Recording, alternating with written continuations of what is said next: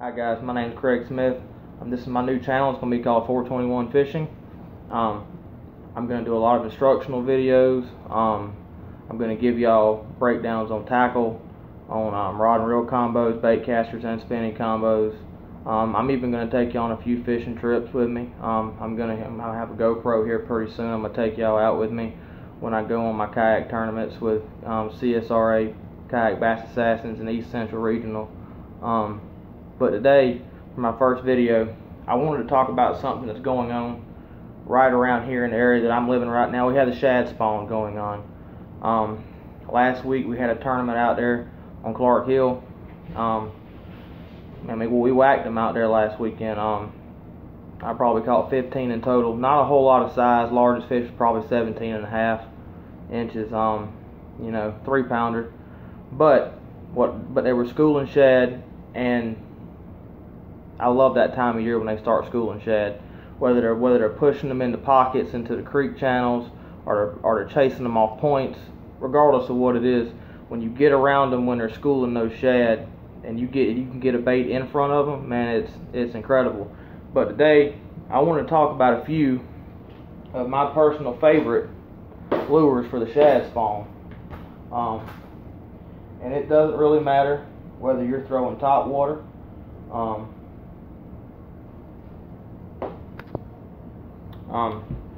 so I wanted to get into a few, lure choices of mine for the shad spawn. And there's lots of different lures you can use for the shad spawn. Anything from top water baits, crank baits, A-rigs or umbrella rigs, whichever you prefer to call them. Spinner baits, buzz baits, flukes. Even a lot of times people don't realize is with frogs. Not so much your horny toads and your paddle tails, but a lot of your spro frogs. To me, if the top water frogs don't really mimic a frog, really. To me, they can mimic shad, just popping the top of the water. They mimic that very well. I still prefer to use frogs, though I've caught them fish on frogs in open water. I still prefer and tend to use them in heavy cover around docks and stuff. But my favorite lures personally during the shad spawn, especially early in the morning, things like this. This right here, this is H2O's version of Lucky Craft's Gunfish. Sexy shad color. I think we all know, or most know, how the gunfish works. It's a hybrid between a walking bait and a popper. You'll just twitch your rod tip, and it'll walk side to side in the mouth like a popper. We'll let that water kind of just ricochet off of it, and it'll mimic shad schooling. I catch a lot of fish on that, especially off of points. When the shad are on points like that and the bass are chasing them, I get a lot of fish like that. Poppers, I prefer most of my top water, especially when it's a little overcast. I like your sexy shad colors like the gunfish here, or your bone white colors. They work much better when it's cloudy. When the sun's out, I tend to like to use your prism colors. They're a little translucent. So when the sun hits them, man, they just glisten in the water. Another one is, and this is something that you can use all year round. Really, I've caught fish in the dead of winter and 45 degrees.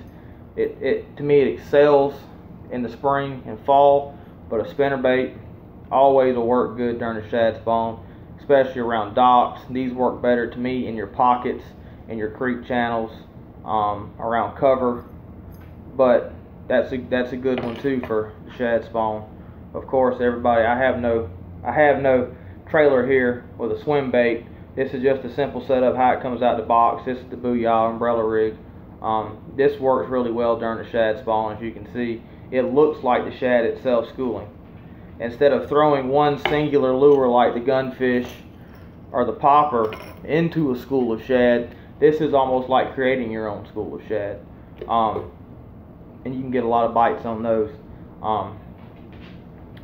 But my personal favorite during the shad spawn, especially when the sun gets high, top water work. It can work all day long. Top water can. I'm still one of the believers that top water does work best from sun up, which this time of year right now it's around 7:20, to before it's high in the sky, probably around 10 o'clock. Then this is where, to me, the shad spawn, this is the absolute #1 lure for the shad spawn, in my opinion. Is the Shad Rap number 5s. The number 7s work well, but I always tend to fish the 5 instead of the 7s for numbers. The 7 you'll catch some bigger fish on, but I've caught 5 and 6 pound fish on the number 5s, and you can run these things, although they run 5 to 8 foot. I've ran these in 2 to 3 foot of water, and they'll just hit the bottom and they'll skip off the bottom, and I've got so many reaction bites that way. But you can throw these. A lot of people have a misconception that when you see the shad and being chased by the bass, the shad are popping, the bass are on top of the water. Oh, top water, top water. Well, not necessarily, because if you throw this Shad Rap in the middle of it, or even a little bit past it, and run it up and run it under that school, the bass will chase it and they'll hit it. And I've got 4 different colors here. My 2 favorites, but this is all subject to water clarity. This is the natural shad. This is your silver and black in the number 5. Both work well. I think they work better in clear water. If you get like in Clark Hill, if you go, you start getting towards the upper part of the lake or into the river, like the Little River, it's a little muddier. That's where I think your number 5 Shad Rap and Sexy Shad, you get that little bit of chartreuse there. That'll help cut through that muddy water. The fish will be able to see that better. I think this one works even better in the stained water as your crawfish colors. And see, the thing is, when the water gets stained, your natural colors, a lot of times they go out the window, because your green pumpkins, your watermelons,